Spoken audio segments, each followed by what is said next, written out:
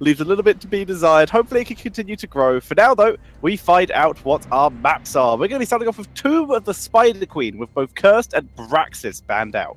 There we go, and the map was chosen by KT after all, and if I recall correctly, their record on Tomb of the Spider Queen is fairly impressive. They looked really, really good throughout the season. Well, they have a 50% win rate, which, considering... SPT have a 40? Yeah, SPT's win record is even worse. That already proves that KT, they did a little bit of research. They know exactly what their own strengths are, and they know what SPT's weaknesses might be. So, good choice. If there's one battleground where they can maybe pull off a little bit of an upset, it would be this one. Yeah, like, honestly, I didn't expect this. I didn't. No, me neither. I thought there was no map that SPT were negative on, but apparently this could be a weakness. We will see if that is the case as we begin to load into our draft for game number 1 of day number 2. Our HGC is becoming very number-based as we see the Ariel banned out first. Are we going to see the Uther as the response ban, or are they too scared of the Genji or the Malthael, who gets a little bit extra value on this map as well? They always say you don't need to be a rocket scientist to become a caster, but with that many numbers in HGC China and HGC in general right now, I am not so sure anymore. But yeah, as you said, the Ariel ban, really, really common these days, especially in the eastern regions. I feel like we see it a lot in Korea. We saw it a lot yesterday in China. Ariel just combos off so well with the respective hope generators, and even without them, she's always a force to be reckoned with, especially if paired in a double support with Uther. So really, really scary. But Rhaegar, I gotta say, Tetcher, there has been a significant rise of Rhaegar yesterday in China as well. Agreed. The return of the Doge is nice to see. Rhaegar and Uther sort of ruling the roost, with Ariel moving into that bad spot. Just sort of, it was very interesting how Uther got nerfed and Ariel moved up in pick priority, and Uther was still in the ban spots, and then that slowly started to shift where Ariel would take the place due to those double supports involving one of the supports being Ariel compositions. I actually think that Ariel is also way more flexible in terms of building up double support comms. Uther, of course, can be played with the likes of Tassadar, but Oriel, I think, always excels when it comes to those hyper carry double support comms. So, a really, really good point about banning Oriel earlier. Now, you were casting the HGC Open Division for Europe yesterday. Did we also see a lot of Rhaegar there, or any other similarities between Europe Open Division and China? They're very similar. The meta appears to be becoming a little bit more globalized, especially. There's still, China has its own little unique things every now and again, but nowadays it is still, Europe appears to have its own dedicated, the Open Division at least appears to have its own dedicated thing, with a little bit of a flexibility in some places. Yeah. We saw actually 2 Lilies. Yeah. Both in viable positions as well, like really good positions. One of them was just a pure draft genius win to like counteract an Illidan comp, and it was the perfect hero. I think I watched the game, and she took Jug of 1,000 Cups as well, and I think it worked really well, didn't it? Illidan just got destroyed. Yeah. He was like, "I'm gonna get him." Speaking of a hero who's jumped in and out of a European Open Division, Gul'dan appeared once. And was played there, but is now coming in the second time. But this used to be one of his top maps. Would you like to explain why? Exactly, because it's all about wave clear, and wave clear. And Gul'dan, of course, is a master in that trade. He has multiple spells that can hit several enemies at the same time. Clearing minion waves is his absolute go-to quality. And also, I still think that Fear, his Horrify, is one of the most impactful heroic abilities in the game if it lands where it needs to. And even, you can use it to isolate someone, you can use it to disengage when the enemies jump on you. It's a very versatile and powerful heroic ability. And combine that with the Johanna that SPT locked in there as well. A fairly rarely seen warrior these days as well. They are already set and equipped for the wave clear battle on Entomb. Indeed, they've gone very much to an old-fashioned build that never really stopped working. It's just that other builds seem to take priority. But it's cool to see it return. Wow. And of course, the Gul'dan, ability power hero, going to be effective against the Arthurs. And we do see some removal of angels coming in. All 3 angels and a ninja in the ban phase. Yeah, so those teams make this draft a literal hell because there's no more angels allowed on it. These early jokes, I don't even know where I'm pulling them from, but I apologize. It was good. I liked it. So, let's see what KT do have is, since they no longer have that Angel, they're going to be unable to dive in with, say, a Tyrael Sank Greymane Engage comp. So now they have to pick something else to help them make their way through that Johanna and through that Horrify. Yeah, absolutely. It's not going to be easy. There is a lot of disengage. There's a lot of peeling, as you said, with the Johanna. While she might not be the most mobile and quickest of warriors, she still has outstanding peeling capabilities, blinding enemy auto attackers like Greymane, pulling them together or slowing them with a Condemn and the Punishment. So, overall, I always think that Johanna, you know, in those very poke-heavy team comps, she's actually really good because it's so hard to get past her. Yeah, she's one of the toughest warriors to actually get past. I would say Arthas, Johanna, and Muradin the hardest ones to really walk past. Muradin a little bit easier than the rest. But Nubarak, in theory, all of his abilities really involve him going in. Like, his Q can be used as a defensive ability, and obviously his E is an escape ability a lot of times. But Johanna, at least, is so hard to get past due to the low cooldown of her CC. It's constant disruption. True, and she Diva's similar, actually. Yeah, Diva is very similar, and Johanna can, of course, go for that level 7 cooldown reduction on her basic abilities, which makes her even harder to take down because she has more blinds available, and especially if paired off with some of her other talents, especially for physical damage, I think she's extremely tough to crack, whereas mages normally have a little bit of an easier time as long as her Iron Skin is on cooldown. Now, we see the Tychus being locked in, fancy glasses here, I like it, and the Dahaka last but not least. Tetra, I want to ask you, what is your take on Dahaka on Tomb of the Spider Queen? I'm not yet sure if I'm excited about it or if I'm convinced about it. I just don't know if he gets the full value on this battleground. I like him. It's more about the opportunity to be more, I think. And you just don't play him as split pusher. You don't need to take the extra wave. You don't need to... Personally, I don't think you need the movement speed, but you still just play him as sort of aggressive assassin because the lanes are so close together and all of them have bushes, basically. There's always a bush near where the lane is. So it's a lane gank hero, basically, where you can be back and still rejoin your team very quickly. And he's still a formidable solo laner, just in case you need one. So there we go. Let's.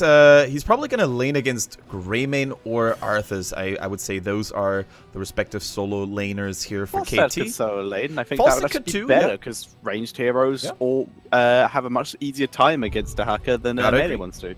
Yeah, definitely. That's something I want to highlight, and that's something that I always talk to my viewers as well about. That don't be afraid to pick a ranged assassin into a laning matchup, into a solo lane matchup, because you're going to have a significant advantage, which is, of course, the range. And you can harass and poke your melee opponent, the likes of Leoric, the likes of, you know, Dahaka or Sonya, until they have to go back heal or take the healing fountain.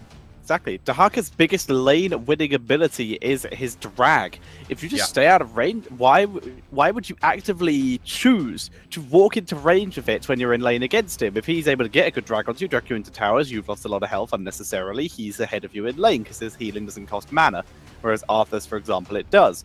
So just pick someone like Falstad, someone like Tychus, stay at range, poke him down, make sure you stay safe. It allows you to stay safer in lane as well because, yeah, he's going to push up the lane, but that means it's harder to gank you. There we go. That's exactly right. And now taking a look at this draft between SPT and KT, I can't help but feel that KT drafted very well, which is a quality I think that sets them apart of Wukong Gaming, for example. Wukong Gaming, the bottom tier team in HGC China right now, looking better.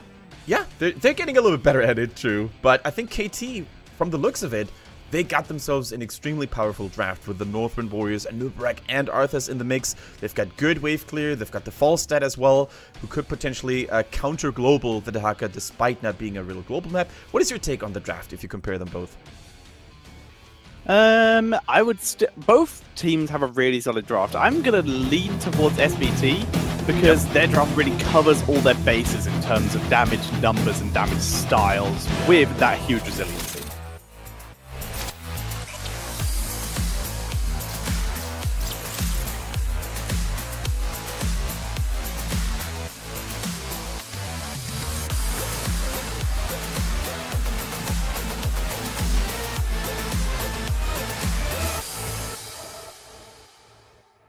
Alright everybody, welcome to the first game of the day between KT, the hungry team from the bottom echelons. Can they pull off a miracle here and beat the #1 seed SPT? We're gonna find out. But we have T-Die on the Malfurion, we have Neptune on the Anubarak, Fury on his Greymane, Seeing on the Falstad, and Butcher on Arthas.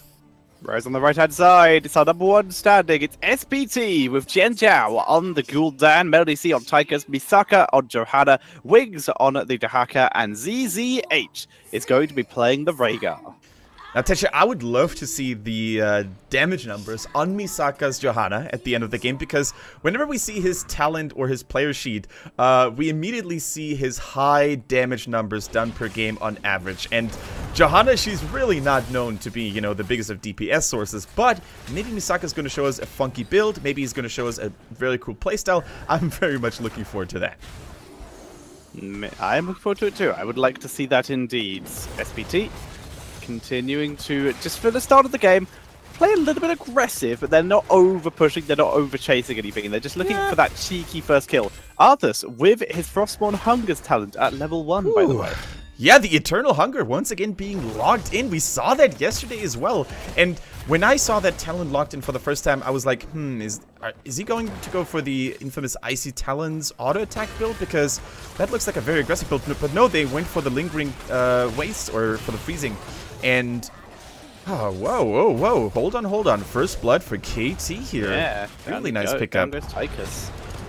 First blood indeed. And KT, very, like I said, very bursty team. Greymane and Arthas, even Falstad as well, have that burst potential. So they're going to be able to do this in the early game. The question is, how well is it going to go into the late game once Johanna has Blessed Shield and the Gul'dan, of course, has Horrify. Speaking of Gul'dan, he's having a horrifying time staying alive right now, but Rhaegar coming in dissuades Falstad away, but he's in danger himself, gets out. And Fury with the disengage to freedom. Dahaka, Seeing in trouble. Down he goes. Surprise, surprise, Wings stops by and says hello, and that is of course the power of Dahaka, even on a smaller battleground like Tumulus Bright Queen. As long as there are enough bush locations where you can burrow to, he's going to have that moment of surprise, and he's going to be able to flank people, and that was a really, really nice counter kill. One kill each here for both teams, and let's see what the level 4 towns will have in store for us. I gotta say though, I like the early aggression of KT.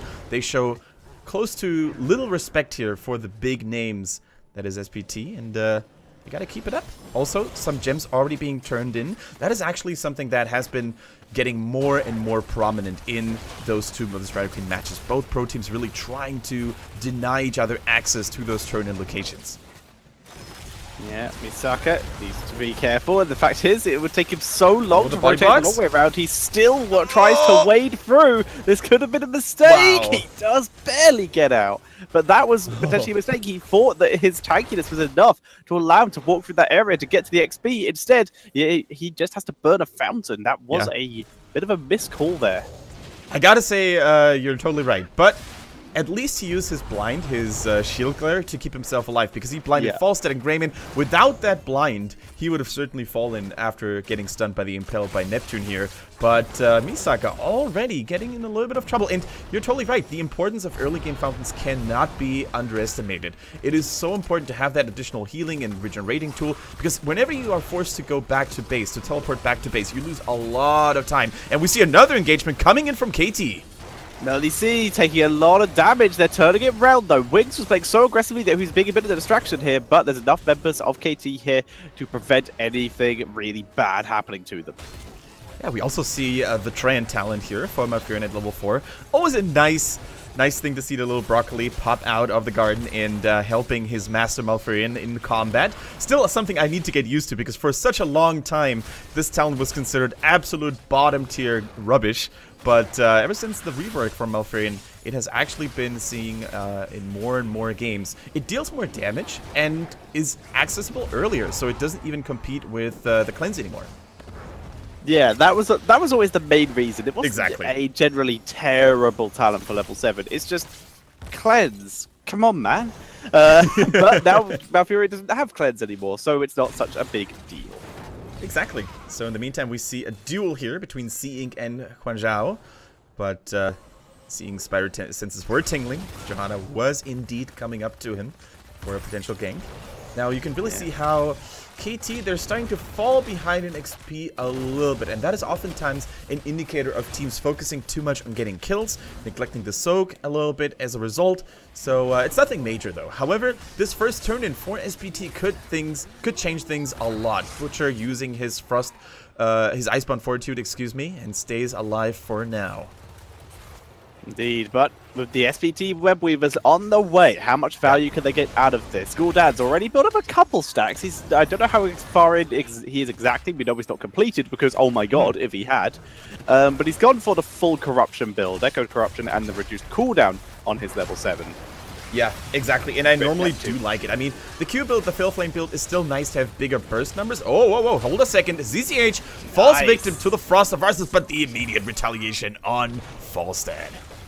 Yeah, and now Butcher not in the best position. No. He's getting cut off. Look at Tahaka tanking the fort. Oh no, he got slowed by it. But now due to the slow, please out the other way. Is the grenade enough? Yes, it is. The overkill, tracking him down, and the grenade for the finishing shot. You know, Wings was just looking good. You know, he was just, you know, I got this if he really goes left. But I think Melody C on the techies was like, yeah, you just stop showing off, Doc. I'm gonna finish this myself. I don't need you. I don't need you. I've got this under control. Level 10 has been hit thanks to that for SPT. Only one fort was taken down and a couple towers, so they do get, that is why the XP lead comes from, as well as the 2-kill advantage. Seeing adaptation, ancestral healing, blessed shield, the commandeer Odin, and Gul'dan was hovering a bit too long for my liking, but has in fact gone for the Horrify. We have yet to see a Reign of Doom, or Reign of Destruction, excuse me, in a pro game. I can't remember ever seeing it. But it's in an open division. Oh really, you did? Not yet in China. It was a while ago, yeah. It was Infernal Shrines, and they basically, every time they got the Punisher, would just siege the keep. With it, so that the enemy team standing in it. Yeah, they won the game, but they could have won the game with Horrify as well. It was that kind of game. So, I mean, I'm always a friend of theory crafting, and I think a really cool combo would be Earthquake by Thrall, maybe a KT as well with some additional AoE damage, and then drop the Reign of Destruction on top of it. But those are, of course, just, you know, mind games. So that's something I actually disagree with, because the Earthquake slows them down, yes. That implies that they weren't already going to stand in the ability because it's terrible. So why not allow them the extra movement speed so that they're more likely to walk and accidentally get hit by more abilities, because it's unlikely the meteors fall in the same place more than once, just due to the law of statistics. I mean, if you're slowed though, you're more likely going to get hit by multiple meteors because you can't walk out of its range so far. But I get what you're trying to say. In the meantime, though, we see a great Cocoon coming out here. Beautiful focus on Tahaka as well, but he's so tanky. Is he going to make it? Wings just barely gets taken out before he reaches the safety of his base. The Gus didn't hit anything. Seeing hello? He didn't know. He was trying to predict, but no, they were all in mid lane as Seeing pulls back the rest of the team. Getting out, but they've already got Tahaka, so 1 kill for 0 in favor of KT there.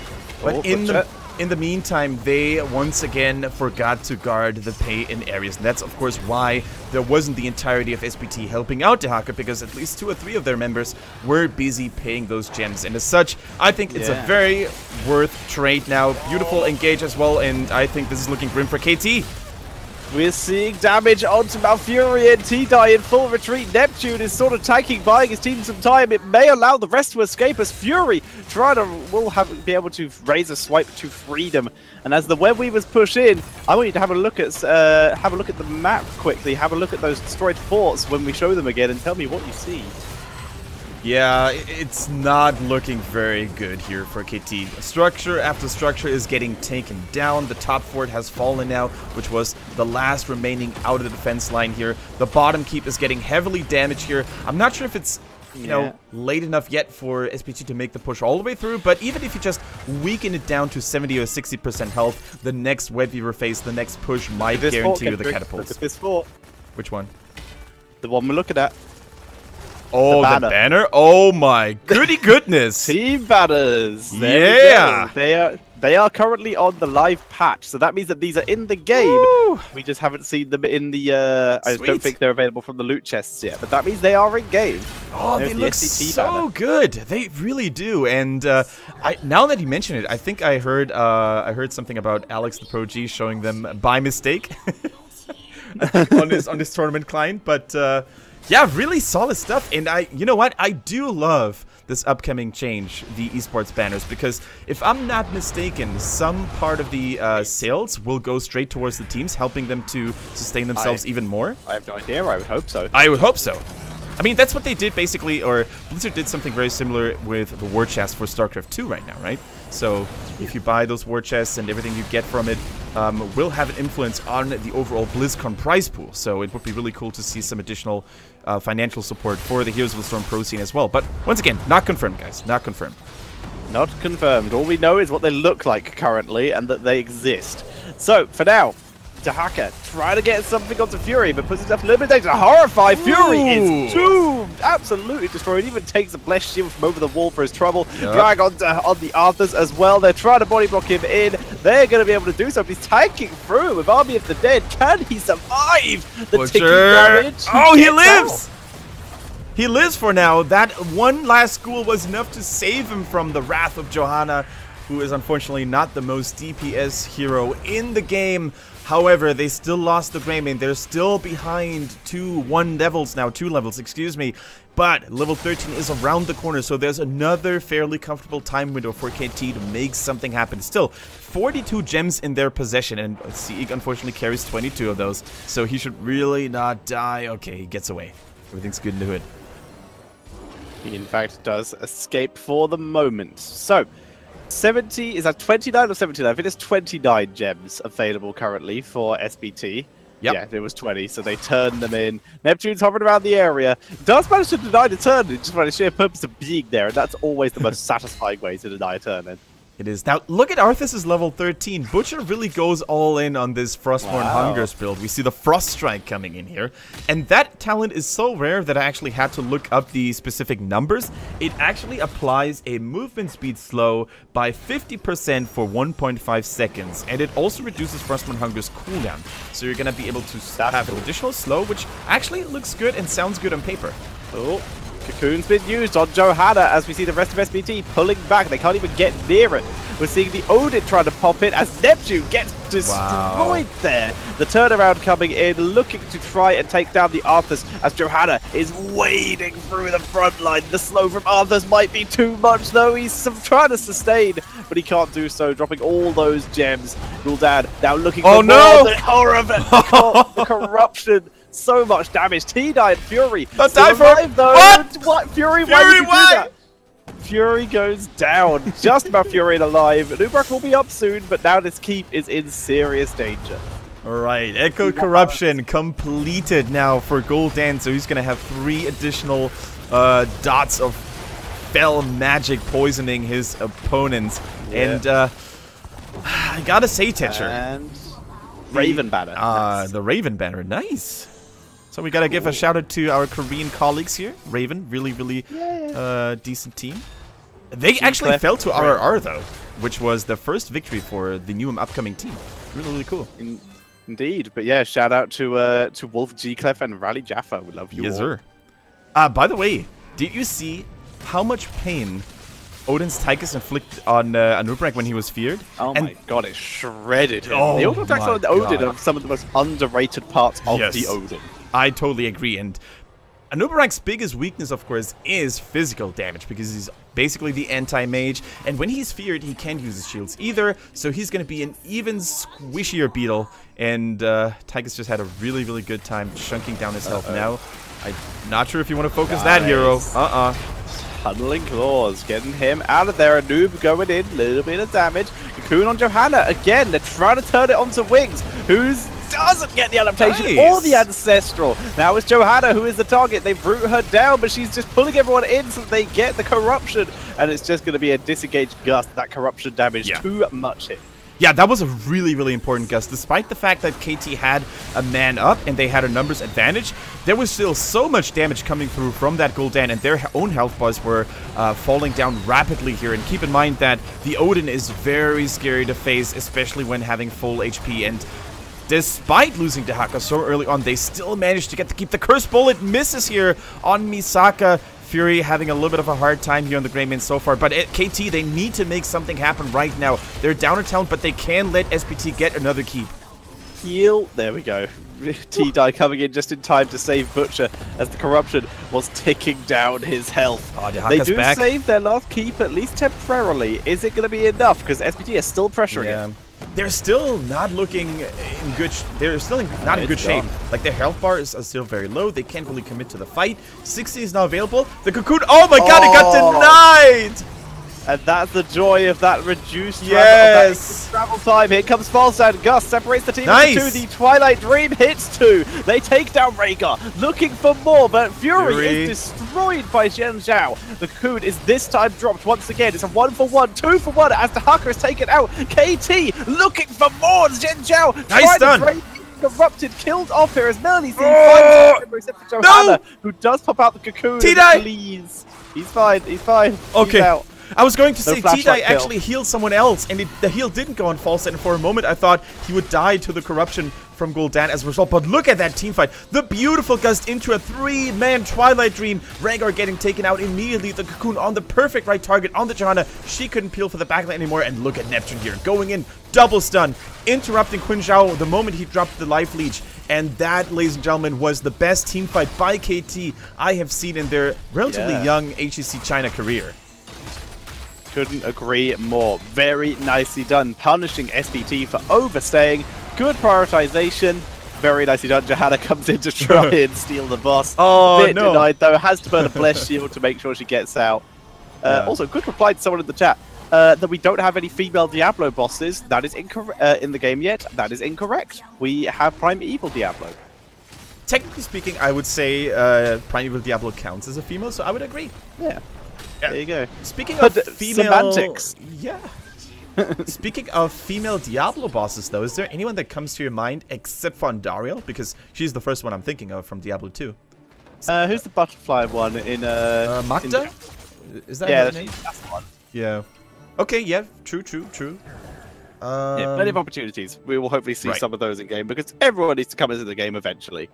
So we do see Falstad putting some pressure onto the bot lane, using that maybe would help clear up. This is just buying KT some time. They still have literally no lane they have literally no keeps, no structures except for their core, but as long as the core's got health, then they're still in the game. Here we go. So while KT might not get the most value in terms of structures from this tournament, they still relieve lane pressure from all three lanes, and that is so important when all of your keeps are gone. Also, it buys them more time to soak XP to get that level 20. And I gotta say, Tetcher, already, KT stalling out that game for so long, reaching level 20 against SPT is something that not many teams could have hoped for, especially if you compare those games to Wukong Gaming's series yesterday against SPT. They're looking fairly good here. Very true. Oh, seeing brave rotational direction there. Takes huge damage.